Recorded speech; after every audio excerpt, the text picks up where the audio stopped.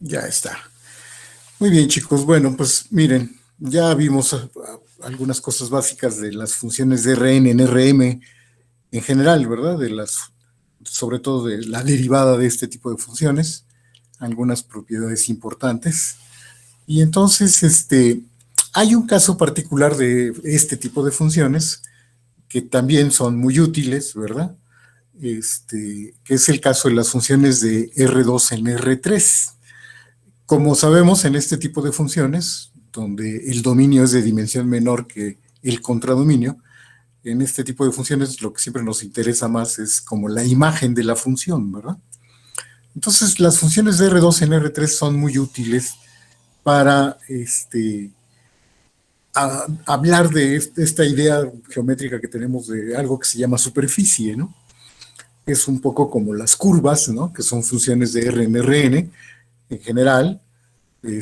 Ahora vamos a hablar de funciones de R2 en R3 para hablar de superficies. Entonces, primero quiero empezar con enseñarles algunos ejemplitos de algún tipo de funciones y ver pues, cómo se ven y por qué decimos que este tipo de funciones sirve para hablar de superficies, ¿no?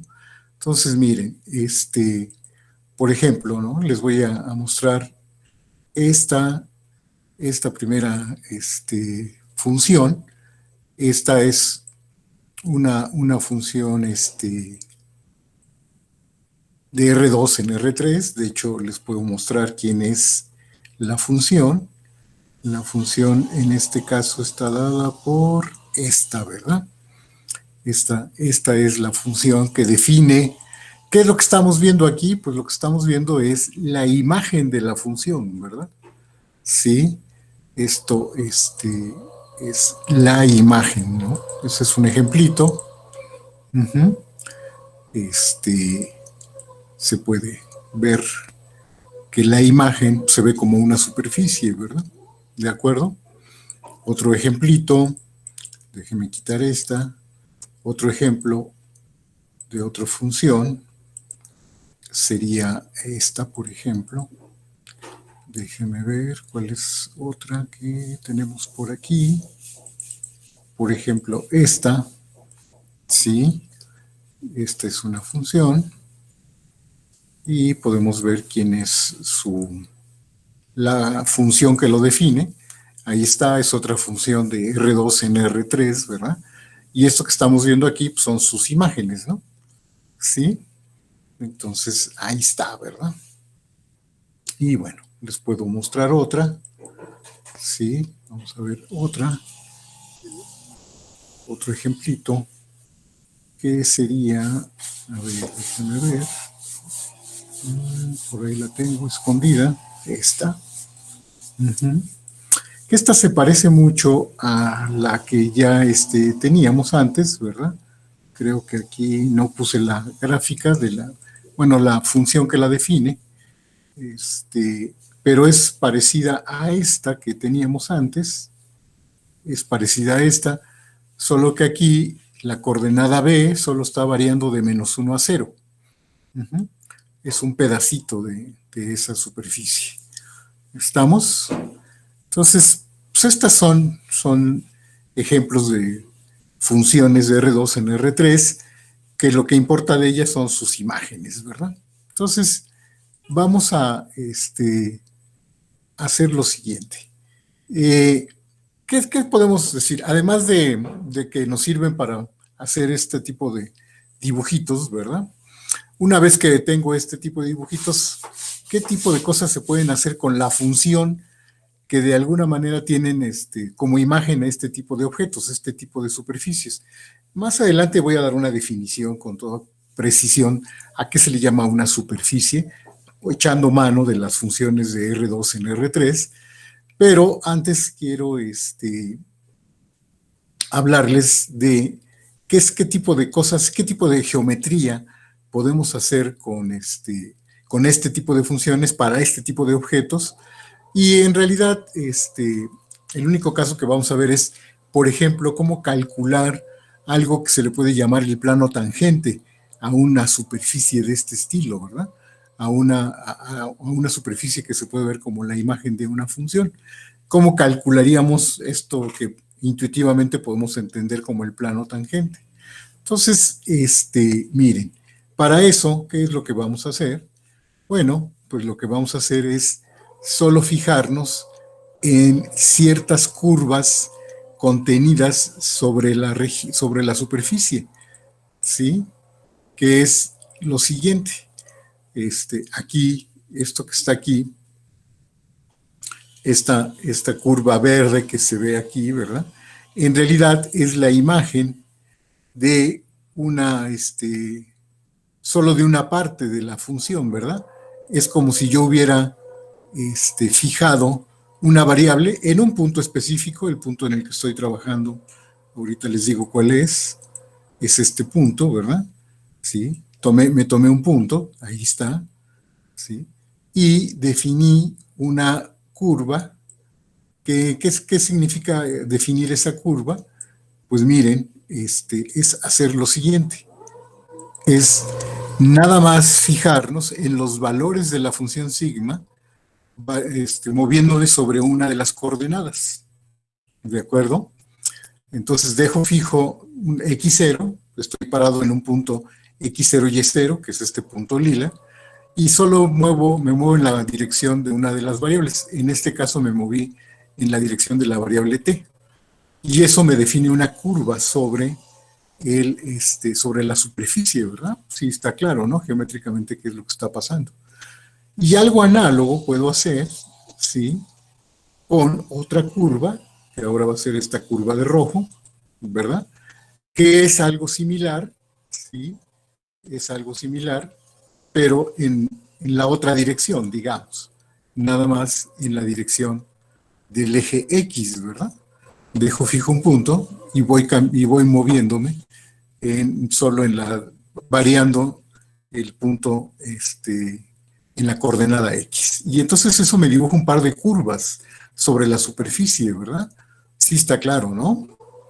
Y entonces, ¿cómo creen que se podría calcular algo así como el plano tangente? ¿Cuál sería como una opción para calcular algo que podríamos llamar el plano tangente a esta superficie en ese punto x0 y y0?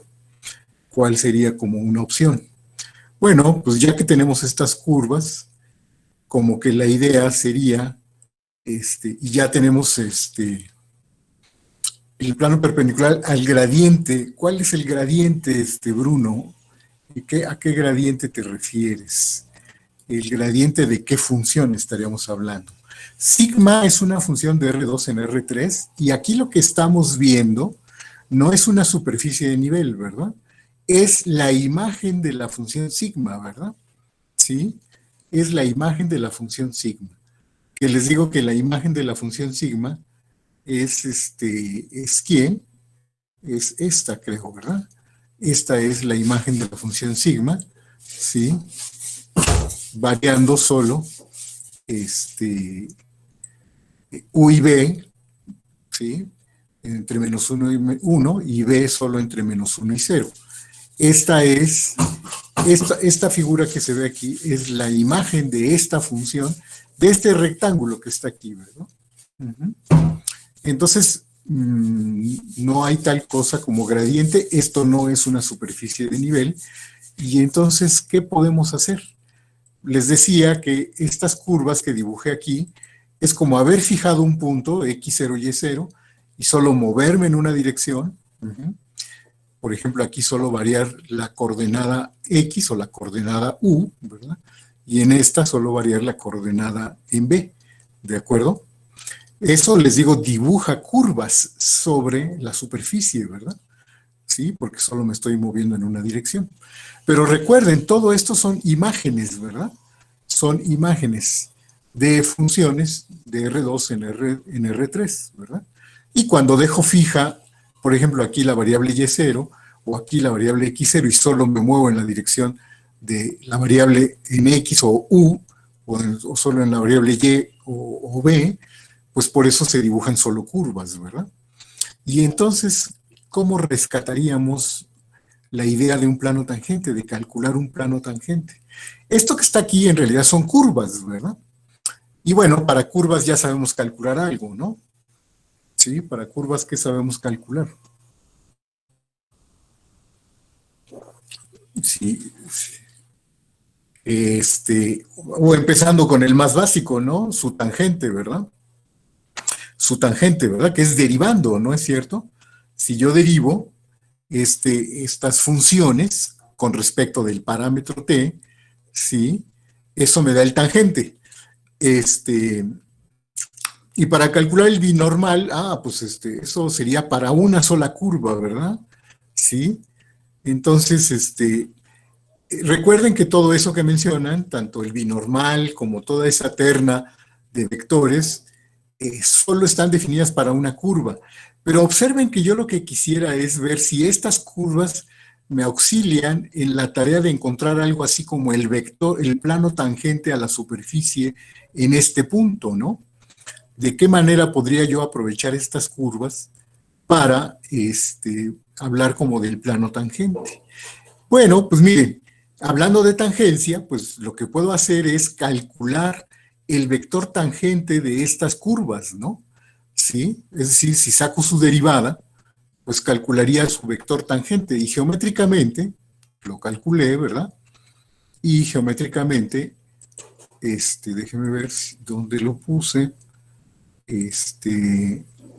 cuál es el vector tangente. Aquí está el vector tangente, que esta es la derivada, ¿verdad? Este vector, esta flecha roja, representa a la derivada de esta curva, ¿verdad?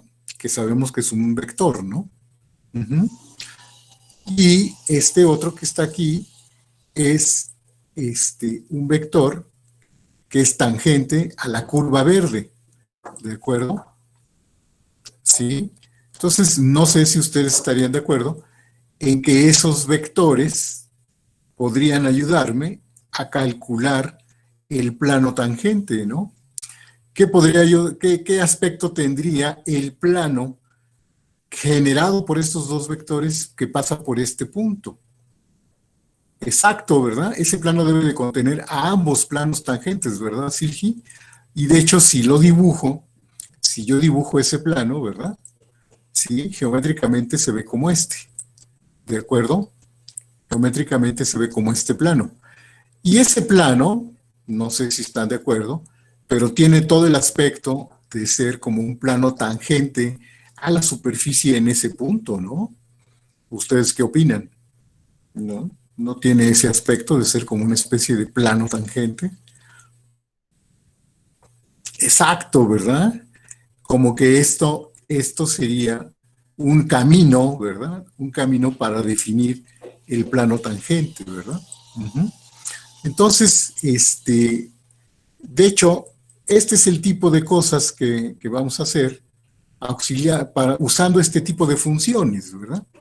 ¿De acuerdo? Usando este tipo de funciones, vamos a definir, primero, qué se llama una superficie y a qué le llamaríamos al plano tangente a una de estas superficies, ¿verdad? Que se obtienen de esta forma, como la imagen de una función de R2 en R3, ¿verdad? ¿Sí? ¿Están de acuerdo? Esto es muy parecido a lo que hacíamos con las curvas, ¿no? Parametrizábamos una curva y su derivada la representábamos como la derivada nos proporcionaba un camino de hablar de la recta tangente de esa curva parametrizada. Acá no es directamente la derivada de sigma, ¿verdad? Pero es algo que tiene que ver con sigma. Ahorita vamos a hacer los cálculos, ¿verdad? Para ver cómo se calcula la derivada de estas funciones, ¿verdad? Eh, no, ¿verdad? No, Irán. No estamos hablando de la gráfica ni de ninguna de sus proyecciones. Estamos hablando de la imagen de la función, ¿verdad? Sí, en particular esta función con la que le estoy pasando ahorita, sí, es esta función, ¿verdad? Uh-huh. Es la función definida de esta forma, ¿sí?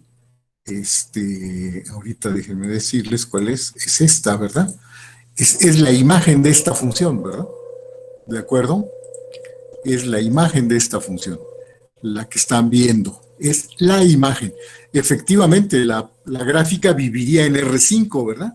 Y pues ni esperanzas de verla, ¿no? Entonces, no estamos propiamente viendo la gráfica de la función, estamos viendo la imagen. Es como cuando hablábamos de curvas, ¿verdad? No nos interesaba tanto la gráfica de las funciones como su imagen, ¿verdad? Ujú. Entonces, ahí está, ¿verdad? Sí, entonces, miren, con estas herramientas, ya que tenemos funciones de R2 en R3 o en general de Rn en Rm, pero en particular para las de R2 en R3, vamos a definir las siguientes cosas. En realidad solo vamos a ver esta de plano tangente, no vamos a hacer tantas cosas como hicimos con las curvas, ¿verdad? Con las parametrizaciones de curvas pudimos hablar de la curvatura, la torsión, que son elementos básicos de geometría diferencial para curvas, ¿verdad? Ya las cuestiones para superficies son un poco más complicadas, ¿verdad? Hablar de la curvatura de una superficie, cómo se curva, pues depende de en qué dirección y cosas de ese estilo, pero esos ya son temas importantes de geometría diferencial. Entonces nosotros nada más vamos a ver ahorita la parte de cómo calcular con este tipo de funciones el plano tangente, ¿verdad? ¿Sí? De una superficie que está definida a través de funciones de este estilo. Entonces, voy a ir a las diapositivas y para ver la presentación, ¿no? Sí, este, para ver cómo se definen estas cosas. ¿De acuerdo? Entonces, vamos a hacer lo siguiente. Aquí están. Y pues son elementos básicos de superficies, ¿verdad? Lo que vamos a ver. Son cuestiones muy, muy básicas de superficies. Les digo, básicamente nada más vamos a hablar de, pues del plano tangente. Entonces, pero bueno, vamos a dar algunas superficies. Vamos a tomar S, un subconjunto de R3, que se pueda ver como la imagen de una función de R2 en R3.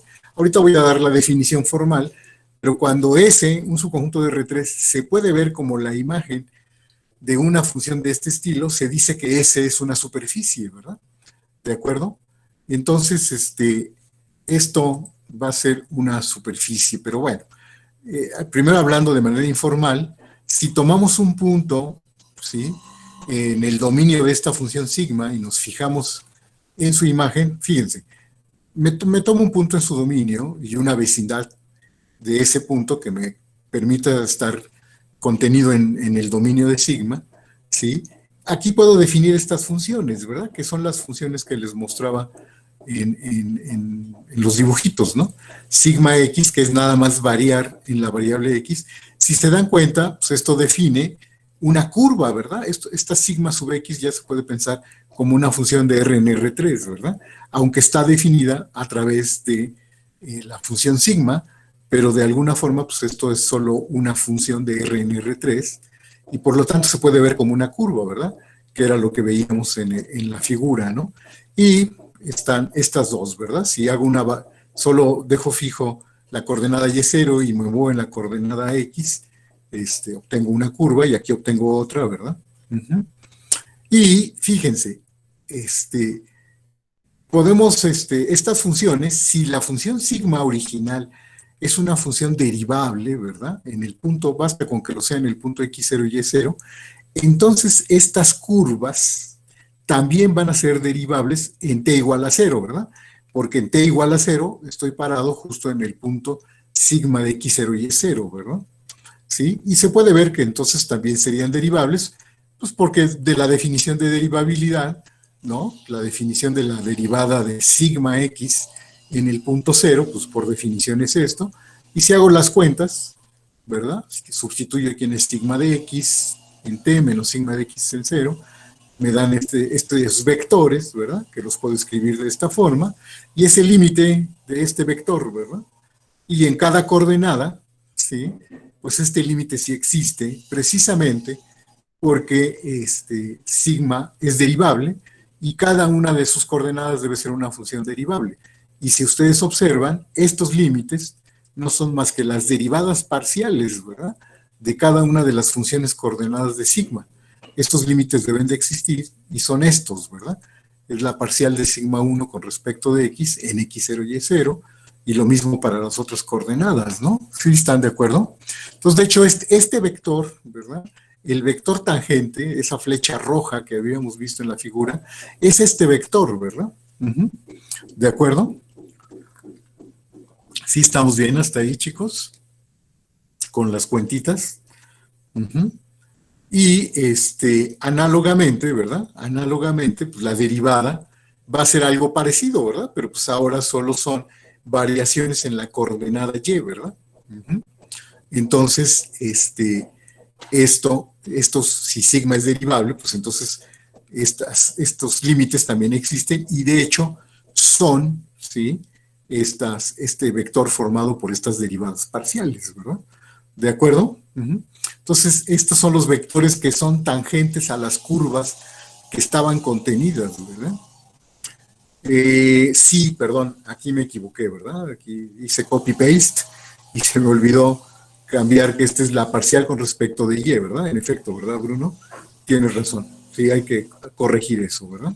Son las parciales con respecto de y. Más adelante voy a ver cómo, voy a ponerle un nombre a este vector. A este vector simplemente le voy a llamar la parcial de sigma con respecto de x, ¿verdad? ¿Sí? Donde sigma es la función original y a este se le va a llamar la parcial de sigma con respecto de y en el punto x0 y y0, ¿verdad? Y son un par de vectores. Entonces, este par de vectores, si son linealmente independientes, ¿verdad? Si no son ceros, si son linealmente independientes, sí me definen un plano, ¿verdad? ¿Sí? Entonces, si estos vectores son linealmente independientes, pues puedo construir este plano, ¿verdad? Esto es una ecuación paramétrica de un plano, ¿verdad? Que es el plano que pasa por el punto sigma de x0 generado por estos dos vectores. Y como que este plano, pues es el que tiene todo el derecho de llamarse el plano tangente a la superficie en el punto sigma de x0, ¿verdad? Podrían no ser linealmente independientes, podría haber casos en los que no lo son, ¿verdad, Bruno? Incluso podría ser que los sí existen, pero que sean cero, por ejemplo, ¿verdad? Ahora más adelante vamos a ver un ejemplo donde este tipo de cosas pasan, ¿verdad? ¿Sí? Porque depende mucho de qué es lo que haga la función, ¿verdad? La función puede pegar, recuerden que la función puede hacer pegados, ¿verdad? Que hagan que los vectores sean el mismo, sean paralelos, etcétera, ¿verdad? La diversidad de las funciones puede ser muy, muy grande, ¿no? Entonces, no siempre tenemos la garantía de que estos vectores sean linealmente independientes, ¿verdad? ¿De acuerdo? Entonces, vamos a ver unos ejemplitos después en donde esto pasa. Pero bueno, si sí lo son, entonces podemos definir el plano tangente, ¿verdad? O a este plano le podríamos llamar el plano tangente. Es un poco como con las curvas, ¿verdad? Sí, la derivada puede existir, pero si la derivada es cero, pues no nos servía para definir la recta tangente a una curva, ¿verdad? Bueno, pues algo similar pasa con las superficies, ¿no? ¿Sí? Estos vectores no tenemos la garantía de que siempre sean o distintos de cero o linealmente independientes, ¿verdad? Pero si sí lo son, pues podemos definirlo así. Entonces, miren, en general, estas son las definiciones que vamos a manejar, que son muy sencillitas, son cosas ya muy básicas. No vamos a hacer tanta geometría como lo hacíamos en el caso de las curvas, ¿verdad? Pero bueno, entonces miren, dado un subconjunto de R3, decimos que S es una superficie en R3 si existe una función de R2 en R3 definida en un abierto, ¿verdad? ¿Sí? Derivable, una función derivable, ya sabemos lo que significa que una función de este estilo sea derivable, y un subconjunto del dominio, ¿verdad? Tal que sigma de A sea S. Miren, esto de hablar de un abierto y algún subconjunto del abierto cuya imagen sea S, es un poco con la idea de que seamos consecuentes con la idea de derivabilidad. Recuerden que derivadas solo definimos para funciones que están definidas en un abierto, ¿verdad? ¿Sí? Por eso es que necesito que mi función esté definido. A lo mejor para obtener a S como imagen de esta función sigma, no necesito todo el abierto U, sino necesito algún subconjunto de U nada más, ¿verdad? Tal que sigma de A sea S. Pero para hablar de derivabilidad, pues necesito un abierto, ¿verdad? ¿sí? Que contenga a este conjunto sigma, ¿no? Entonces, por eso es que incluyo un abierto donde está definida sigma y un subconjunto A cuya imagen bajo sigma sí es ese, ¿verdad? En este caso decimos que la función sigma es una parametrización de S, ¿verdad? ¿Sí? A esto se le llama que una parametrización de S, así como lo hacíamos con las curvas, ¿verdad? Si una curva se podía ver como la imagen de una función de R en R3 o en Rn en general, a gamma le llamábamos una parametrización, ¿verdad? Bueno, pues aquí análogamente a la función sigma se le llama una parametrización de S, ¿verdad? Sí, en cálculo 4 realmente es cuando se ve un poquito más acerca de superficies. Aquí simplemente vamos a dar estas definiciones básicas, ¿verdad? Y bueno, ya que tenemos esto, vamos a ver en cálculo 4, por ejemplo, se ve cómo usar una parametrización para calcular el área de una superficie, ¿verdad, Bruno? Sí, sí, ¿verdad? Pero eso requiere que sepamos integrar funciones no solo de R en R, como fue el caso de las curvas, ¿verdad? Vamos a necesitar hacer integrales de funciones de R2 en R. Y ahí es donde pues nos impide hacerlo ahorita, ¿no? Porque todavía no sabemos cómo se define la integral de funciones de Rn en R, ¿verdad? Por eso es que no podemos avanzar mucho más, ¿verdad? Sí, pero en cálculo 4 sí, se vuelven a ver las parametrizaciones de superficies y ver cómo se usa una parametrización para calcular el área de la superficie, ¿verdad? Ya no la longitud, sino el área de una superficie, ¿verdad? Pero bueno, eso ya es un tema de cálculo 4, que se verá en cálculo 4. Pero bueno, entonces siguiendo con las definiciones, les decía, estos vectores que calculé que son como los vectores tangentes a la superficie o tangentes a dos curvas contenidas en la superficie, ¿verdad? ¿Sí? A uno le vamos a llamar la parcial de sigma con respecto de x y a otro le vamos a llamar la parcial de sigma con respecto de y. Si estos vectores son linealmente independientes, entonces este plano que está definido de forma paramétrica se le llama el plano tangente a la superficie S en el punto sigma de x0 y se dice que en ese caso S es suave en el punto sigma de x0, ¿verdad? ¿Sí? Si sí podemos calcular su plano tangente de esta forma, decimos que la superficie es suave en ese punto, ¿verdad? Si tiene un plano tangente, ¿no? Que es otra vez análogo a lo que sucedía con las curvas, ¿no? Decíamos que la curva era suave si había su recta tangente, ¿no?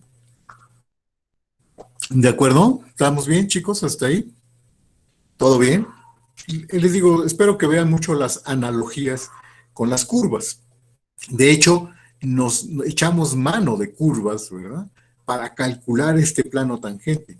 Curvas contenidas en la superficie, ¿verdad? Estas funciones de las que hablábamos acá, sigma x y sigma y, son curvas contenidas en la superficie, ¿verdad? ¿Estamos? ¿Hasta ahí va bien la cosa? ¿Todo más o menos claro?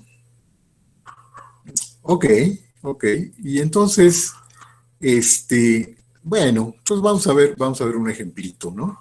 Vamos a ver un ejemplito. Sí, sí, en efecto, sí, sí.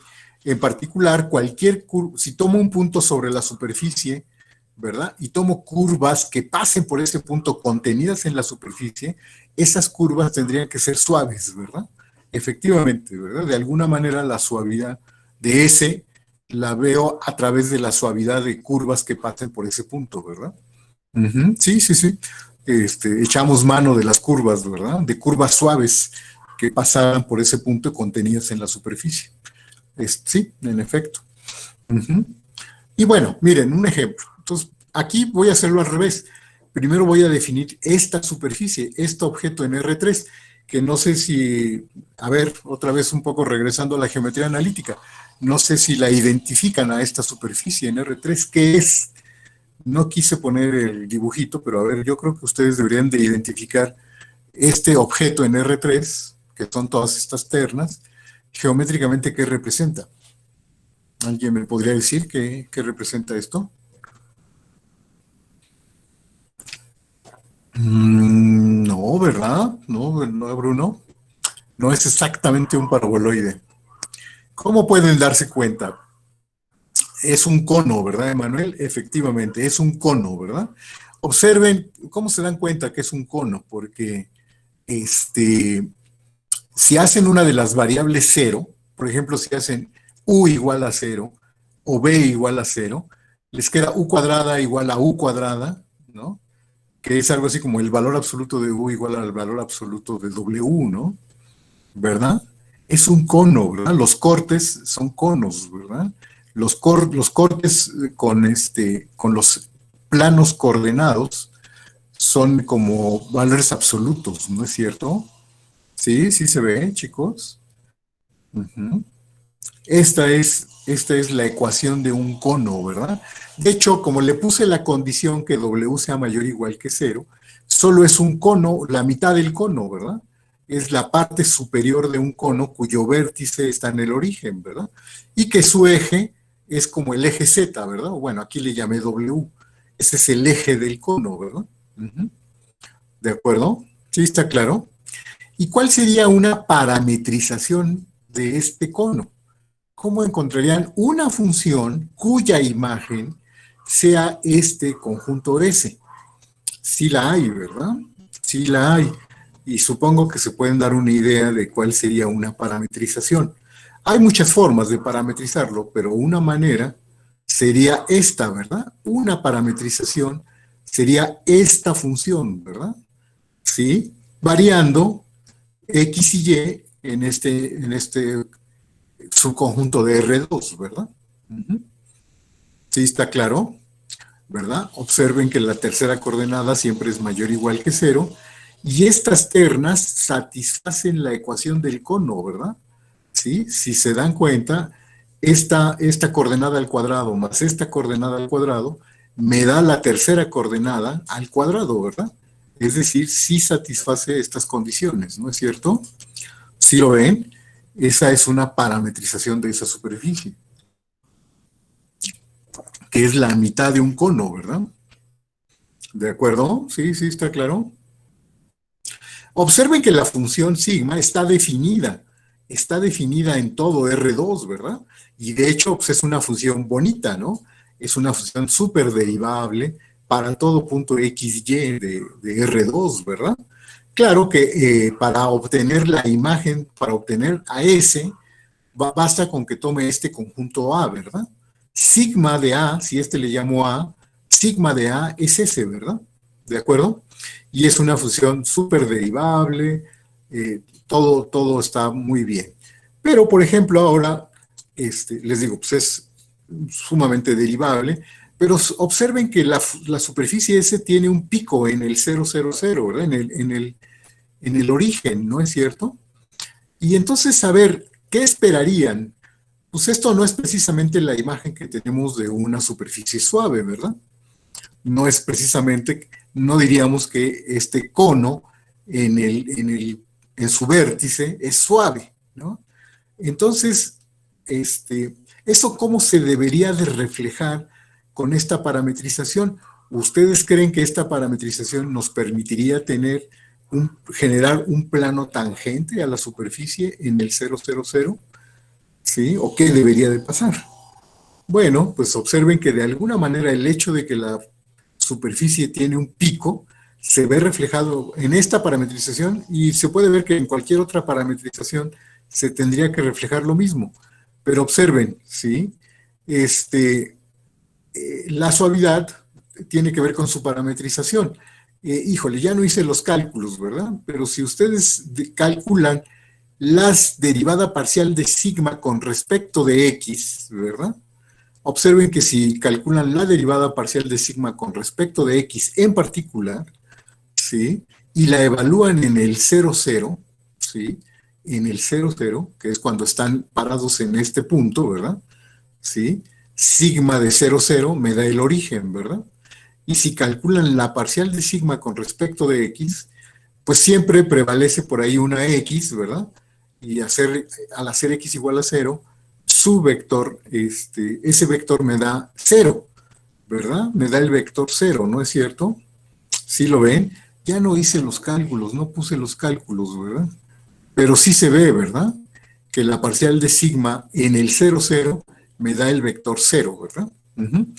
Y algo análogo sucede también con la parcial de sigma con respecto de y, ¿verdad? También me da el vector 0, ¿de acuerdo?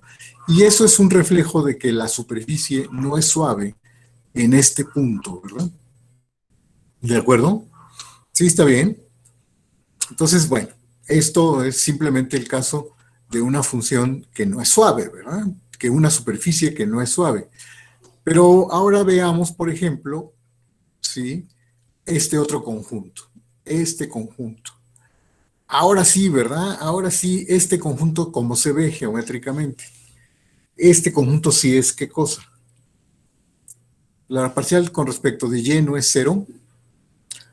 Eh, sí, pero cuando la evalúas en el 0, 0, ¿qué pasa, Bruno? Cuando evalúas la parcial de sigma en el 0, 0. De todas maneras, como sobrevive la x cuadrada, ¿verdad? Todo se hace cero, ¿verdad? Uh-huh. ¿De acuerdo? Entonces, ahí ambos vectores son el cero, ¿verdad? No son, lo cual está perfectamente bien, ¿verdad? Porque eso quiere decir que ninguna de las curvas que definimos serían suaves en el cero, ¿verdad? ¿Sí?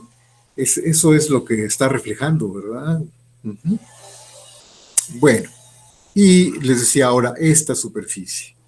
Esta superficie, ¿cómo se ve? No puse el dibujito porque quiero ver qué tanto reconocen a las superficies.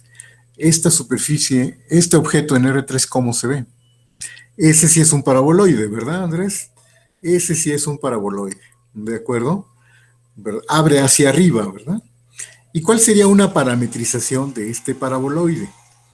Ah, pues miren, una parametrización, ¿sí? Podría ser esta. ¿Están de acuerdo?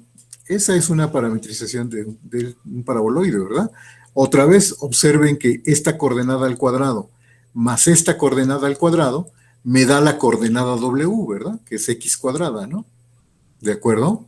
¿Sí? Y también basta con que sigma varíe, las xy's varíen de 0 a infinito, cruz 0,2 pi, ¿verdad? Con eso tengo, con que x y y varíen en este conjunto, para que su imagen, la imagen de este conjunto bajo sigma, sí me da este conjunto S. ¿Están de acuerdo? ¿De acuerdo? ¿Y qué pasa con este paraboloide? Bueno, vamos a observar, aquí sí hice los cálculos, ¿verdad? ¿Quién es la parcial de sigma con respecto de x? Es este, y la parcial de sigma con respecto de y es este vector, ¿verdad? Uh-huh. Y si las evalúo en el 0, 0, ¿sí? Que es otra vez, es el 0, 0 es el punto, el vértice del paraboloide, ¿verdad? ¿Sí? Que también es el origen, ¿no es cierto? ¿Sí? El 0, si hago x y y igual a 0, 0, pues esto me da el origen, que es como el vértice del paraboloide, ¿verdad? Y pues observen ahí que en ese punto, estos vectores, este vector me da el 1, 0, 0, pero este me da el 0, 0, 0, ¿de acuerdo? ¿Sí está bien? Entonces, observen que con esta parametrización, los vectores que estoy calculando aquí no son linealmente independientes, ¿verdad? De hecho, este me da el vector 0, y con este par de vectores no puedo generar el plano tangente, ¿verdad? A pesar de que intuitivamente o geométricamente es claro que el paraboloide sí tiene un plano tangente en ese punto, ¿verdad? En el origen sí tiene un plano tangente, sí es suave, ¿verdad? No hace un pico. Pero esta parametrización no me funciona, ¿verdad? ¿Sí? Recuerden, cuando evaluaba en cero, pues sí me da el vector cero, y no me funciona para calcular el plano tangente, ¿verdad? ¿De acuerdo? Entonces, aquí hay un ejemplo en donde, a pesar de que la superficie sí se ve suave, ¿sí? En ese punto, la parametrización que elegí no me permite ca calcular un plano tangente, ¿verdad? Pero habrá otra parametrización que sí me permita calcular el plano tangente, Pues, sí, vamos a ver que sí, ¿verdad? Exacto, ¿verdad? Estos ya no son linealmente independientes, pues porque este vector ya es el cero y pues no es, ¿verdad? Y pues con esto, si uno de los vectores es el vector cero, pues ya no puedo generar un plano, ¿verdad? ¿De acuerdo? Por eso, pues no, estos no me sirven para generar un plano tangente, ¿verdad? ¿De acuerdo? Pero bueno, miren, esta otra función, esta es otra parametrización del mismo paraboloide, ¿verdad? Aquí sí necesito tomar x y y en todo R2, ¿no? Uh-huh. Esta función también es una parametrización de S, ¿verdad? Que sí, sí están de acuerdo. Se satisface lo mismo, ¿verdad? Esta coordenada al cuadrado más esta coordenada al cuadrado me da la tercera coordenada, ¿no? ¿Estamos de acuerdo? Entonces, también parametriza el paraboloide y observen que en este caso, ¿sí? En este caso, los vectores, ya no los calculé, pero son muy fáciles de calcular. La parcial de sigma con respecto de x es el vector 1,0,2x, ¿verdad? Y lo evalúo en el 0,0, pues me da el 1,00, ¿no? Y la parcial de sigma con respecto de y es el 0,1,2y, ¿verdad? Y si lo evalúo en el 0,0, pues me da el 0,1,0. Me dan estos vectores, ¿verdad? Que estos vectores sí son linealmente independientes, ¿verdad? Y con ellos sí puedo generar el plano tangente, ¿verdad? De hecho, el plano generado por estos dos vectores, pues es el plano XY, ¿verdad? Uh-huh. Que es el plano tangente a este paraboloide con el que estamos trabajando, ¿verdad? ¿De acuerdo? Entonces, la capacidad de poder encontrar el plano tangente depende de la parametrización, depende de la superficie, ¿verdad? Si sí es suave, y si sí es suave, no toda parametrización nos sirve, ¿verdad? Que esto es totalmente análogo a lo que nos pasaba con las curvas. ¿Están? ¿Sí? ¿Está claro? Hasta ahí vamos bien, chicos. De hecho, en realidad estas son las cositas más elementales que vamos a ver de superficies. De superficies estamos un poco limitados porque, por ejemplo, les digo, para ver el concepto de área de superficie, pues ya necesitamos otro tipo de conceptos como el de integral de funciones de varias variables, que ese tipo de cosas las vamos a ver hasta, pues se ven hasta cálculo 4, ¿no? Uh-huh. No, ¿verdad, Gilberto? En la primera superficie, no hay forma, ¿verdad? Para esta superficie no hay forma de encontrarle una parametrización que los vectores, que la parcial de sigma con respecto de x y la parcial de sigma con respecto de y sean linealmente independientes. Sí es una parametrización derivable, pero cualquiera parametrización derivable tendría que darnos que los vectores ahí son cero, ¿verdad? Porque la superficie no es suave, ¿verdad? Entonces, sí puede ser la imagen de una función derivable, pero necesariamente tendría que ser, los vectores ahí tendrían que dar cero, ¿verdad? Uh-huh. Porque las curvas, todas las curvas, como decía Silgi, ¿verdad? Todas las curvas que pasan por ahí no son suaves, ¿verdad? Uh-huh. ¿De acuerdo? Entonces, no hay una forma de encontrar una parametrización en donde estos vectores sí fueran linealmente independientes, ¿verdad? Los vectores, las parciales, estos vectores fueran linealmente independientes. ¿De acuerdo? ¿Estamos? Les digo, son cosas muy elementales. En cálculo 4 se ve un poquito más de superficies. Se va a ver. No, seguiría habiendo problema, ¿no? Bruno, sí seguiría habiendo problema, porque algunas curvas ahí, pues no son suaves. Algunas puede que sí sean suaves, pero no todas las curvas con el cono completo, no todas las curvas que pasen por ese punto van a ser suaves, ¿verdad? ¿Sí? Y también sigue habiendo problema, ¿no? Es muy difícil decir quién sería el plano tangente a la superficie en ese punto, aunque fuera el plano completo, ¿no? Uh-huh. Entonces, eh, porque geométricamente, pues no hay un plano que realmente se le pueda llamar el plano tangente, ¿no, Bruno? Sí, no hay. ¿Cuál sería el plano tangente? ¿No? Y eso se refleja en el hecho de que no hay forma de encontrar una parametrización tal que esos vectores resulten ser linealmente independientes, ¿verdad? Ujú. ¿De acuerdo? ¿Sí estamos? Bueno. Ok, entonces, esto es realmente lo poquito que vamos a ver ahorita de superficies, ¿verdad? No vamos a ver gran cosa, no tenemos suficiente herramienta para ver. Y además, hacer un poquito más de geometría de las superficies, más allá del plano tangente, también ya es un tema muy elaborado de geometría diferencial, ¿verdad? Entonces, ya, eso ya es harina de otro costal, ¿de acuerdo? Entonces, pero bueno, ah, con esto del plano tangente, pues había que mencionarlo, ¿verdad? Que sí lo podemos obtener a través de este tipo de funciones.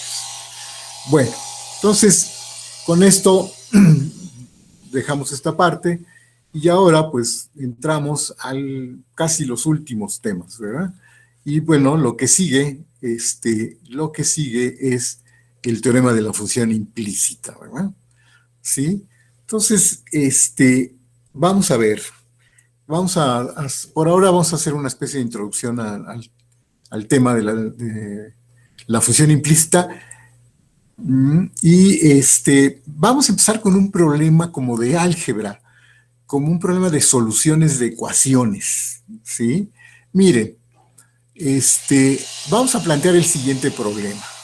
Si ustedes les dan un sistema de m ecuaciones con n incógnitas, en donde van a suponer que tienen menos ecuaciones, o sea, tienen más incógnitas que ecuaciones. Esto da chance de que haya mucho más soluciones, ¿verdad? Cuando tienen menos ecuaciones y más variables, como que hay muchas posibilidades de que este sistema tenga muchas soluciones, ¿no es cierto? ¿Verdad? De hecho, cuando m es igual a n, pues es cuando saben que posiblemente haya una única solución. Y si tienen más ecuaciones que es variables, pues lo más probable es que no tengan soluciones, ¿verdad? Entonces, miren, vamos a empezar. Este es como un problema general, pero vamos a empezar con un problema muy sencillo, ¿sí? Vamos a empezar con el problema de una ecuación en R2, es decir, una ecuación de este estilo. Si lo planteamos en R2, como queremos tener menos ecuaciones que variables, pues entonces solo puedo tener chance de tener una ecuación, ¿verdad? ¿Sí? ¿Y cuáles son las soluciones de esta ecuación? Pues está bien fácil encontrar todas las soluciones. De hecho, ustedes saben que geométricamente esto representa una recta, ¿verdad? Si A y B no son ceros simultáneamente, es decir, si esto pasa, geométricamente, pues esto representa una recta. Pero desde el punto de vista de las soluciones, lo pueden pensar de esta manera, ¿no?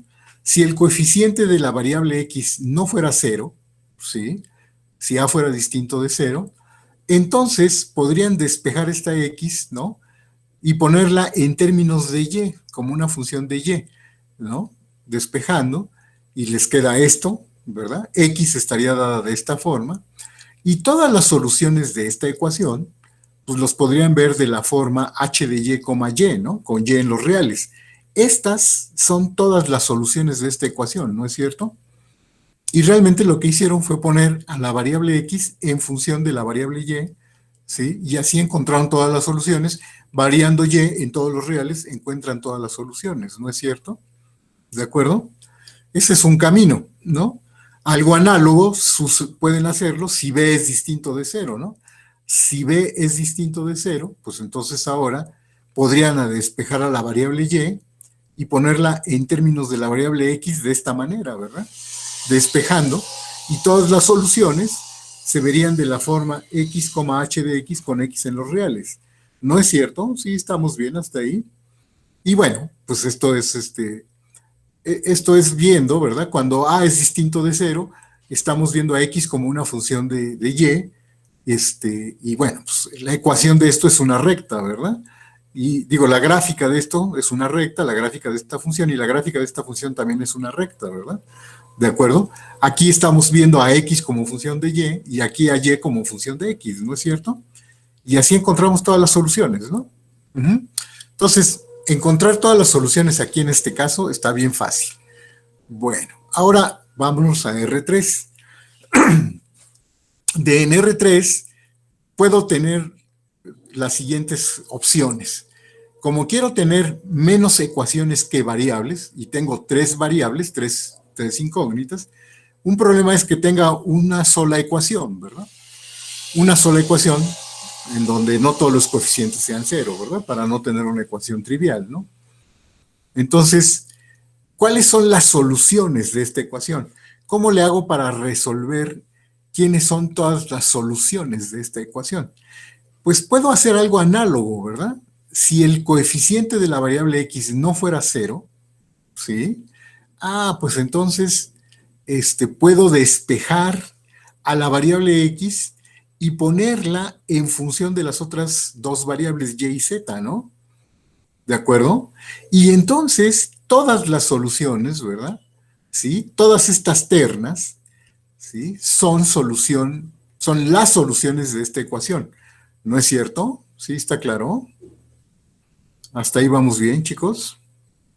Así puedo encontrar, ¿verdad? Si este término A es el que no es cero, pues despejo, ¿no? Despejo la variable x, la pongo en función de las otras dos variables, y todas las soluciones de esta ecuación, pues son todas estas ternas, ¿no es cierto? Variando y y z en R2. ¿Estamos de acuerdo? Algo análogo puedo hacer, ¿no? Si B no es cero, ¿no? Si B no es cero, pues entonces, ¿qué puedo hacer? Puedo despejar Y, ¿no? Y ponerla en función de X y Z, ¿no es cierto? ¿Sí? Se puede hacer algo análogo, ¿no? Ya no lo escribí, pero las soluciones son totalmente análogas, ¿no es cierto? ¿Estamos? Entonces, bueno, pues hasta ahí vamos bien. Pero bueno, las cosas se empiezan a poner interesantes si en lugar de tener una ecuación, tengo dos ecuaciones. Es decir, tengo tres incógnitas, así que puedo tener dos ecuaciones. Y la pregunta es, ¿cómo encontrarían las soluciones de este sistema de ecuaciones? ¿Cuál sería una forma de encontrar las soluciones de este sistema de ecuaciones?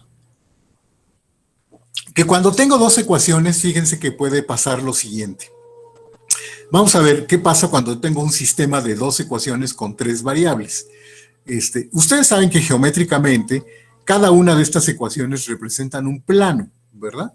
¿Sí? Entonces, observen lo siguiente, miren, si una de estas ecuaciones se puede obtener como un múltiplo de la otra, es decir, hay un escalar tal que multiplicando una ecuación obtengo la otra, ¿sí? Entonces, hay dos posibilidades, ¿no? Significa que tengo la misma ecuación, y ya sea que las soluciones son todas las soluciones del plano, ¿verdad? Que fue lo que hicimos en el caso anterior, o se trata de dos planos paralelos, ¿no? En cuyo caso no hay soluciones, ¿no? ¿Sí? Entonces, esas son las una posibilidad es que sea un múltiplo, por lo tanto representan el mismo plano, y la otra es que los vectores normales, ¿verdad? Sean paralelos, ¿sí? En cuyo caso también o son el mismo plano o son dos planos paralelos. Y si son dos planos paralelos, entonces no existen soluciones, ¿verdad? Sí, sí, ¿se acuerdan de eso? Tal vez eso ya lo vieron en geometría analítica o en álgebra superior, ¿no? ¿Verdad? Sí, está claro. Bueno, entonces, ¿cuál es el caso interesante? El caso interesante es cuando los vectores normales a los planos, que son estos vectores, no son paralelos, ¿verdad? Si no son paralelos, entonces sí, ¿verdad? Los dos planos se intersectan en una recta. Y entonces, ¿cómo se encuentran las soluciones? Bueno, el hecho de que los vectores normales no sean paralelos, eso me lleva a que el producto cruz de estos dos vectores no sea el vector cero, ¿verdad? Si yo tomo dos vectores no paralelos que no son el cero, ¿verdad? El producto cruz me da un vector que no es el vector cero, ¿no es cierto? El producto cruz de estos dos, que el producto cruz es ¿verdad? Me da un vector no cero. ¿Sí recuerdan? ¿Estamos de acuerdo hasta ahí? Ujú. Bueno, entonces fíjense, eso, que este vector no sea cero, quiere decir que al menos una de estas coordenadas no es el vector cero, no es el cero, ¿verdad? Alguna de las coordenadas de este vector no es el cero. Entonces, miren, tenemos tres posibilidades, ¿verdad? Que alguno de los tres no sea cero. Entonces, vamos a ver qué pasa con cada una de ellas. Entonces, vamos a suponer que la primera entrada no fue cero, ¿sí? Supongamos que la primera entrada del producto cruz no fue cero, ¿de acuerdo? Entonces, bajo esta hipótesis, fíjense, vamos a hacer lo siguiente. Estos que están aquí, estos números que participan en este número, en la primera entrada, son los coeficientes de las coordenadas y y z de ambas ecuaciones. Entonces, si las ecuaciones originales despejo, como que despejo y z, es decir, paso el coeficiente de la x o la x la paso del otro lado, ¿sí? Las ecuaciones me quedan escritas de esta forma. ¿Están de acuerdo? Uh-huh. Y entonces puedo escribir este sistema de ecuaciones, lo puedo escribir en forma matricial. ¿No es cierto? El sistema de arriba, el sistema de ecuaciones de aquí arriba, que es el sistema de ecuaciones original, ¿sí? Lo puedo escribir de esta forma, ¿verdad? ¿Sí? ¿Estás de acuerdo con eso, chicos? Uh-huh. Hasta ahí vamos bien. Y entonces, fíjense que, ok, y esta matriz, ¿quién es? La matriz M es esta, ¿verdad? Aquí nada más tengo que quitarle el YZ. La matriz M es esta nada más, ¿verdad? Uh-huh. ¿Y quién es el determinante de esta matriz? Ah, pues el determinante de esta matriz es este número, ¿verdad? El número que estoy suponiendo que no fue cero. Ah, entonces si tiene determinante distinto de cero, entonces esta matriz M es invertible, ¿verdad? De tal manera que en el sistema de arriba, si multiplico por m a la menos 1, pues ahora me queda esto. ¿Están de acuerdo, chicos? Uh-huh. Si en esta identidad que tengo aquí arriba, como el determinante de m es que es distinto de cero, entonces m es invertible, ¿verdad? Entonces puedo multiplicar por m a la menos 1, y entonces, ¿qué me queda? Me queda esta identidad de matrices. ¿Y esto qué es lo que me dice, chicos? Esto me dice que la variable y es una función de la variable x y que la variable z también es una función de la variable x. ¿No es cierto? ¿Sí? Y entonces las soluciones de mi sistema original estarían dadas por estas ternas, ¿no? Variando x en todos los reales, ¿a poco no? Esa sería una manera de encontrar todas las soluciones, ¿no es cierto? Así encontramos todas las soluciones al sistema, ¿verdad? ¿Qué les parece? Supongo que habían visto algo en álgebra superior de este estilo, ¿no? O en geometría analítica, tal vez, ¿no? Sí. Entonces, esta es una manera de encontrar las soluciones. Y algo análogo puedo hacer. ¿Qué pasaría si la segunda entrada fue la del producto cruz, fue la que fue distinta de cero? Entonces, ¿qué es lo que se podría hacer? Ah, estos son los coeficientes de las variables x y z, ¿verdad? Y entonces como que, exacto, ¿verdad? Como que ahora puedo poner a las soluciones en función de la coordenada y, ¿verdad? Uh-huh. Exacto, ¿verdad? De la incógnita y. Y haciendo variar estarían dadas por este estilo, ¿sí o no? ¿Verdad? Con un procedimiento análogo, ¿verdad? Haciendo un procedimiento completamente análogo, podría llegar entonces a que las soluciones se ven de esta forma, si es que este es el número que no fue cero, ¿verdad? Uh-huh. Exacto, son la intersección de los planos, ¿verdad? Que son las soluciones, ¿no, Bruno? Son todas las soluciones. Que esto es como encontrar una forma paramétrica de la recta que definen esa intersección, ¿verdad? Por eso lo tuvieron que haber hecho en geometría analítica, ¿no? Porque esta era la forma de encontrar una manera, una ecuación paramétrica, una solución paramétrica de la recta definida por la intersección de sus planos.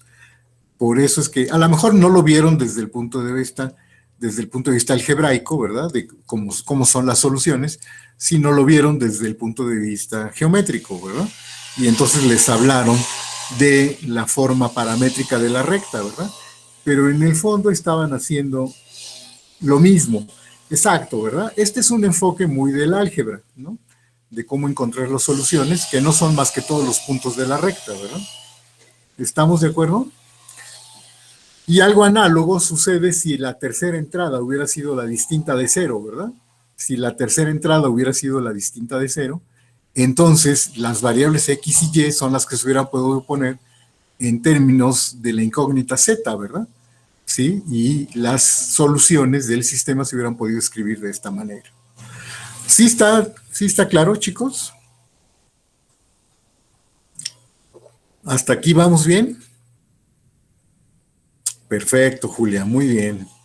Muy bien, todo bien, por ahí no sé si ahora esté Leonardo, ahora nos abandonó Leonardo, este, pero vamos bien, ¿verdad? ¿De acuerdo? Entonces, miren, muy bien, Abraham. Este, vamos a ver, este es el caso, así se resuelve un problema de sistemas de ecuaciones lineales. Eh, entonces, fíjense, ¿cuál sería la idea general para resolver un sistema de n variables con m incógnitas? A ver, ¿cómo se ve? ¿Qué harían ustedes para hacer un procedimiento análogo a este? Como que cuál sería un camino que ustedes seguirían para resolver este sistema de m ecuaciones en donde hay n incógnitas. ¿Sí? Ah, qué barbaridad con Leonardo. Bueno, pues ni modo. Gracias, Jorge Luis. Por pares, Bruno. Ah, a lo mejor no son pares. Bueno, híjole, o no podríamos trabajar con todas las ecuaciones de una vez. Vamos a hacer, fíjense que supongamos que tenemos la suerte de que si nos fijamos en los coeficientes de las primeras m variables, ¿sí? Tomamos la submatriz fijándonos hasta los coeficientes de la variable xm, ¿sí? Supongamos que tenemos la suerte de que esta matriz, que ya sería una matriz cuadrada, tiene determinante distinto de cero. Supongamos que esta matriz tiene determinante distinto de cero. Ah, entonces podríamos hacer lo siguiente, ¿no? El sistema de ecuaciones podemos reescribirlo de esta forma, ¿no? ¿Verdad? Pasando todas las otras variables, las pasamos del otro lado, ¿verdad? Y entonces este sistema de ecuaciones se puede poner en términos de esta matriz M, ¿no? Se puede poner de forma matricial de esta forma, ¿no es cierto? Sí. Si tuviéramos la suerte de que, por ejemplo, la matriz correspondiente a las primeras m variables fue una matriz invertible, pues si corremos con esa suerte, pues entonces podemos hacer este cambio, ¿no? Y ya como m es invertible, pues entonces podemos multiplicar con por m a la menos 1. ¿Y qué es lo que nos está diciendo esto? Que las primeras m variables las puedo poner en función de las restantes variables, ¿no es cierto? ¿Verdad? ¿Sí lo ven?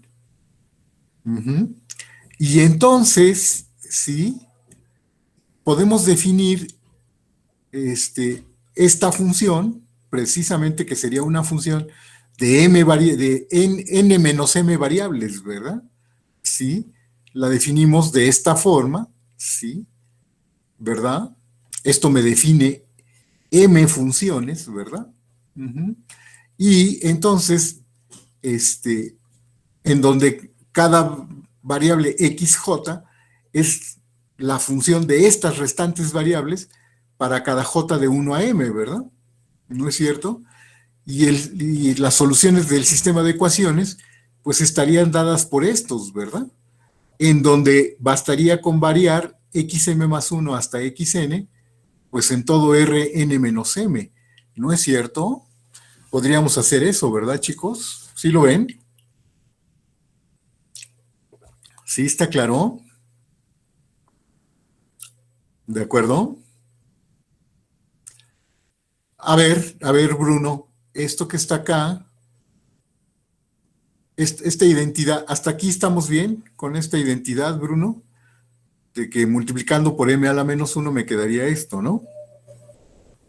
Ahora, si tú hicieras esta multiplicación, o sea, esto es una entrada, ¿no? Con una matriz con ciertos coeficientes. Entonces, si tú haces la multiplicación, ¿sí? Esto te define, te define m funciones, ¿no, Bruno? ¿Verdad? Bueno, pues es lo que estoy diciendo, ¿no? O sea, fíjate, son m funciones de las variables xm más 1 hasta xn, ¿no? ¿De acuerdo? Esto define una función de qué variables, de las variables xm más 1 hasta xn. ¿Y cuántas funciones define? Define m funciones, ¿sí o no? ¿Estamos? Bueno, pues es lo único que dije aquí, ¿verdad? O sea que tenemos una función de cuántas variables, de n menos m variables, ¿sí? Y va en Rm, ¿verdad? Define m funciones, ¿sí? O sea, esto que está aquí, ¿sí? Esta identidad, esta expresión define una función ¿de dónde? De Rn menos m en Rm, ¿verdad? ¿De acuerdo? Y simplemente le estoy poniendo nombre a la función, ¿verdad? Esta función le voy a llamar h de las variables xm más 1 hasta xn, ¿no? Que sería una función de Rn menos m en Rm, ¿no es cierto? ¿Sí? Simplemente le puse nombre a esta función, le llamé h, ¿sí? Que tiene que tener m funciones coordenadas, ¿no? ¿Sí? ¿Estamos bien, Bruno? ¿De acuerdo? Y bueno, pues entonces, de esta identidad, pues cada coordenada xy, ¿verdad? Cada coordenada xj le puse, pues es la imagen de esta función, ¿verdad? ¿Sí? Lo que encontramos son m funciones, tales que la coordenada xj se puede ver como la imagen de esa función, ¿verdad? Pues para cada una de estas variables, ¿no es cierto? Uh-huh. Entonces, y las soluciones, pues las puedo ver de esta forma, ¿no es cierto? Esto es el caso general, ¿verdad? De lo que hice en R3, ¿verdad? ¿Estamos, chicos? ¿Sí? Ahora, esto es suponiendo que fueron las primeras m variables, ¿verdad? Pero realmente necesito que suceda con las primeras m variables. ¿O qué es lo que puedo hacer en general? ¿Cuál sería la solución en general? ¿Mm? Solo con una submatriz, ¿verdad, Silgi? No necesitamos, si yo tengo m subíndices, ¿verdad? De 1 a n, ¿sí? M subíndices de 1 a m, y tomo el restante de los subíndices, les llamo j, ¿sí? Y me fijo en la submatriz de los coeficientes correspondientes a estas columnas, ¿verdad? Esto que está aquí me representa como la columna I1, la columna I2, la columna IM, ¿verdad? ¿Sí? Si elijo las M columnas y construyo la correspondiente submatriz, si esta submatriz es invertible, ¿verdad? ¿Qué es lo que me está diciendo este método? Me está diciendo que entonces las incógnitas xy1 hasta xym se pueden poner en función de las restantes incógnitas. ¿No es cierto? Sí, está bien. Que esto es como lo que hice con el caso de R3, ¿verdad? Las distintas posibilidades, ¿no? Les digo, esta matriz la estoy formando con los coeficientes de ciertas columnas, ¿verdad? Si tengo la suerte de que m columnas sean linealmente independientes, ¿verdad? Para que esta matriz sea invertible, ¿sí? Pues tengo resuelto el problema, ¿verdad? Sí puedo encontrar todas las soluciones, ¿no es cierto? ¿Por qué? Porque estas variables las puedo poner en función de las restantes. ¿Verdad que sí? Sí, sí, está claro. O ya se me perdieron. Ya son demasiados índices y subíndices. Ah, ¿qué es lo que estaría pasando, Bruno? Bueno, pues entonces, así como despejé aquí en el sistema original, dejé fijas las primeras m variables y pasé del otro lado las restantes variables. Ahora, ¿qué harías? Dejarías, en el caso de que no son precisamente las primeras, sino son ciertas m, aquí pondrías x y 1, x y 2 hasta x y m, y aquí las restantes, ¿verdad? XJ1, XJ2 hasta XJN, ¿verdad? Uh-huh. O X y N le llamé, ¿verdad? Sí, ¿verdad? Las despejo, ¿no? Y entonces la puedo poner en forma matricial, en donde la matriz M, ¿verdad? La matriz M ahora no sería la de las primeras, sino sería esta matriz M, ¿verdad? Esta matriz M, ¿no? Uh-huh. ¿De acuerdo? Y entonces podría hacer exactamente lo mismo, ¿verdad? Multiplicar por m a la menos 1, y entonces se estaría poniendo estas variables en función de las restantes. ¿Estamos de acuerdo? ¿Sí está claro? ¿Hasta ahí vamos bien? Sí. Habría muchas formas, ¿verdad? ¿De acuerdo? Habría muchas formas, ¿no? Ujú. ¿De acuerdo? Entonces, de hecho, esta variable, la IK, la estaría viendo en función de las restantes, ¿verdad? Para cada K, ¿sí? Y las soluciones, bueno, pues ya depende de los índices, ¿verdad? Pero pues puedo construir las soluciones intercalando en el orden en el que van las correspondientes coordenadas, ¿verdad? Uh-huh. Sí, está bien, chicos, hasta ahí. A lo mejor son demasiados índices y se me pierden, pero espero que sea clara cuál es la idea.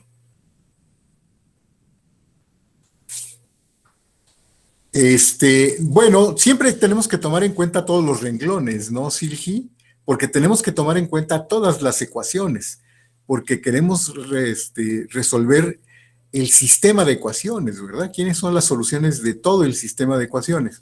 Si quitamos una ecuación, es decir, pues entonces ya no estamos resolviendo todo el sistema de ecuaciones, ¿verdad? ¿De acuerdo? Sí, está bien, ¿de acuerdo? Ok, pero miren, a ver, lo más importante, lo que quiero destacar es que cómo encontramos las soluciones. Siempre hay una forma de lograr que m variables se puedan poner en función de las restantes n menos m variables, ¿verdad? Bajo cierta condición, ¿verdad? Si los coeficientes correspondientes a esas m variables me forman una submatriz invertible, ¿verdad? Si eso pasa, entonces las variables o las incógnitas que tienen como coeficientes estos términos se pueden poner en función de las restantes variables, y así encontramos todas las soluciones, ¿verdad? Porque entonces estas variables ya pueden tomar cualquier valor, ¿no? Y nos da todo el conjunto de soluciones del sistema, ¿verdad? ¿Sí? Pero quiero destacar la idea de que lo que estamos haciendo es escribir a ciertas variables en función de las otras, ¿verdad? Y eso nos lleva a la solución del sistema de ecuaciones, ¿no? ¿De acuerdo? Poniendo las variables, ¿sí? Algunas variables en función de las restantes, ¿verdad? ¿Sí? Casi siempre son m variables las que buscamos poner en función de las restantes. ¿Estamos de acuerdo? Uh-huh. Entonces, bueno, no sé si ya estemos preparados. A lo mejor lo mejor es dejarlo aquí para ahora, para que digieran un poco todos los coeficientes. No, ya los podríamos determinar sin recurrir a la submatriz. Los coeficientes ya están dados, ¿no, Bruno? Porque esos son los que me determinan el sistema de ecuaciones, ¿no? Los coeficientes ya están dados. Uh-huh. Las variables, ¿sí? Pero ¿qué dirías? ¿De qué formas puedes decir que ciertas variables ya están determinadas por las otras variables sin recurrir a la submatriz? Eso es lo que me estáis. A ver, Bruno, sí, adelante. A lo que me refiero es que antes de que recurriera a la submatriz ya había puesto a las primeras m variables en función de las otras n menos m, ¿no? Eso decía en el caso en el que la submatriz correspondiente a los coeficientes de las primeras variables, si hubiéramos tenido la suerte de que la submatriz correspondiente a los coeficientes de las primeras m variables hubiera sido invertible. Pero ¿qué tal si esta no te resulta invertible? Entonces, ¿cuál sea el camino que en general, o de hecho, aunque esta resulte ser invertible, eso te da una forma de encontrar las soluciones. Pero si otra submatriz de m por m también es invertible, pues es otro camino de encontrar las soluciones, ¿verdad? A lo mejor incluso desde un punto de vista práctico, te buscas cuál es la matriz más sencilla de invertir, ¿no? Para que desde el punto de vista numérico, cosas de ese estilo, encuentres las soluciones de la manera más sencilla, ¿no? Porque podría haber bastantes submatrices, ¿no? Bastantes submatrices que fueran invertibles. Es como en el caso de R3, ¿verdad? Cuando analizábamos el vector producto cruz. Si los tres coeficientes, si los tres términos del vector cruz, del producto cruz fueran distintas de cero, podría hacer las tres cosas, ¿verdad? Podría poner a la variable X en función de las variables Y y Z, o a la variable, etcétera, ¿no? Lo que hicimos, ¿no? ¿Sí? Aquí pusimos a las variables Y y Z en función de las variables X, o cosas de ese estilo, ¿sí? Exacto, es una generalización, ¿verdad? Exacto, ¿sí? Es una generalización. O sea, podría haber muchas posibilidades, ¿verdad? De poner unas variables en términos de otra. ¿Cuándo puedo asegurar que m variables se pueden poner en función de las restantes? Pues lo que nos está diciendo este método es que m variables, si la submatriz, ¿verdad? Si la submatriz correspondiente a los coeficientes de las m variables x y 1 hasta x y m, si esa submatriz resulta ser una submatriz invertible, ¿sí? Pues eso depende, ¿verdad? Del sistema de ecuaciones, ¿no, Ilian? ¿Sí? Si sí existe una submatriz invertible, pues sí se pueden encontrar, al menos una submatriz invertible, pues sí se pueden encontrar todas las soluciones.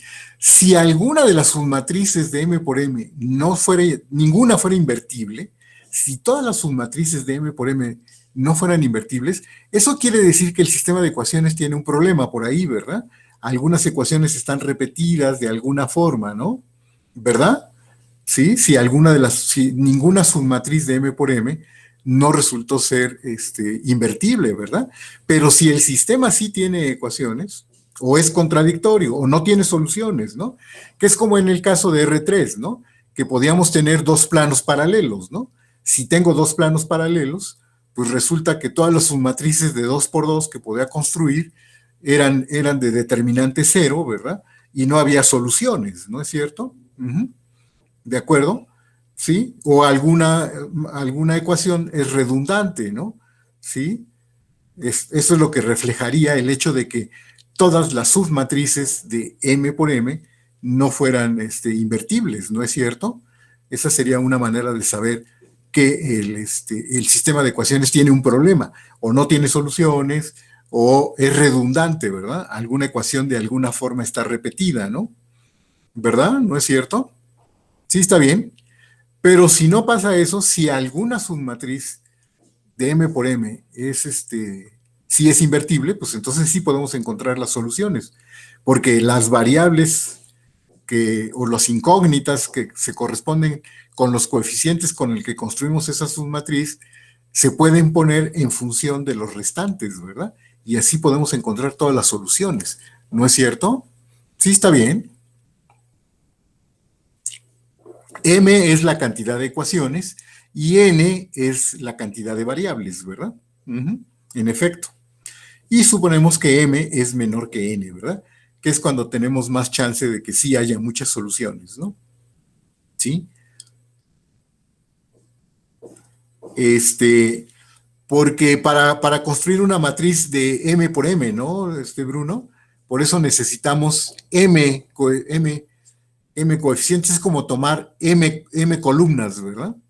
Ya tengo M renglones, entonces necesito tomar M columnas, ¿no? Para que sea una matriz cuadrada, una matriz de M por M, ¿sí? Sí, está claro. Por eso necesito elegir M, ¿verdad? Para poder hablar de una matriz cuadrada. No, bueno, yo los puse en orden creciente. Los indexé de manera creciente, ¿verdad? Pero bueno, sí, simplemente tienen que ser M subíndices diferentes, ¿verdad? Sí, para que pueda hablar yo de esta matriz de M por M, ¿verdad? Sí, simplemente los indexé de manera creciente, Ángel. Sí, eso es nada más una convención, ¿verdad? Yo los puse los índices, pero sí, el I1 puede ser la columna 3, ¿verdad? El I2 puede ser la columna 1, etcétera, ¿verdad? Pero bueno, yo los renombré de manera creciente. ¿Estamos? Entonces, pues esa es una manera, ¿verdad? Y les digo, lo interesante de esto es que esa es la forma de saber que las incógnitas X y K, las incógnitas X y K se pueden poner en función de las restantes incógnitas, ¿verdad? Siempre esto lo que nos dice es que si esta matriz es invertible, entonces estas incógnitas se pueden poner en función de las restantes, ¿sí? Y que entonces las soluciones, ¿verdad? Las soluciones, pues ya las escribo usando estas funciones, ¿verdad? Y variando, dándoles valores arbitrarios a las restantes incógnitas. ¿No es cierto? Sí, está bien, chicos. ¿De acuerdo? Esto pareciera un... Este, bueno, en este caso, Silgi, en este caso nos da el mismo conjunto de soluciones, ¿verdad? Sí, deberían serlo, porque es el mismo conjunto de soluciones de todo el sistema de ecuaciones, ¿no? ¿Verdad? Todas nos dan el mismo conjunto de puntos, ¿no? Exacto, las imágenes nos tendrían que dar el mismo conjunto de puntos, ¿no? Sí, claro, porque si se dan cuenta, las funciones dependen de las matrices, ¿no? Dependen de las submatrices, ¿no es cierto? ¿Sí? Aquí en este ejemplo estamos construyendo las funciones, estas funciones h y k, si se dan cuenta, pues depende de la matriz inversa de esta función m, ¿verdad? Entonces sí, claro que van cambiando, ¿no? Si cambio de submatriz, pues cambio de funciones, ¿verdad? ¿Estamos? ¿Sí está claro? ¿Estamos bien hasta ahí? A lo mejor lo dejamos aquí para que lo dijeran un poco.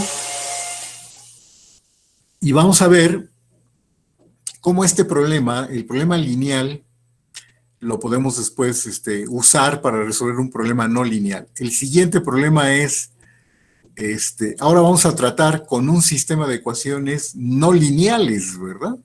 Sino definido por funciones arbitrarias, por m funciones con n variables. Y bueno, vamos a tratar de resolver un problema menos ambicioso que el que acabamos de resolver. No pretendemos encontrar un mecanismo para encontrar todas las soluciones de este sistema de ecuaciones. Vamos a plantear un problema un poquito más sencillo, ¿verdad? Sí. No vamos a usar más subíndices de los que ya usamos, Bruno. ¿Sí? Ya con los que hemos usado ha sido más que suficiente. Si ya entendieron el caso lineal, entonces aquí no van a aparecer más subíndices. ¿De acuerdo? Pero bueno, los dejo con esto para que vayan pensando y meditando sobre este problema y cómo se resolvió el caso lineal. ¿De acuerdo? Entonces, con esto lo dejamos aquí. Vamos a parar la grabación. Ujú.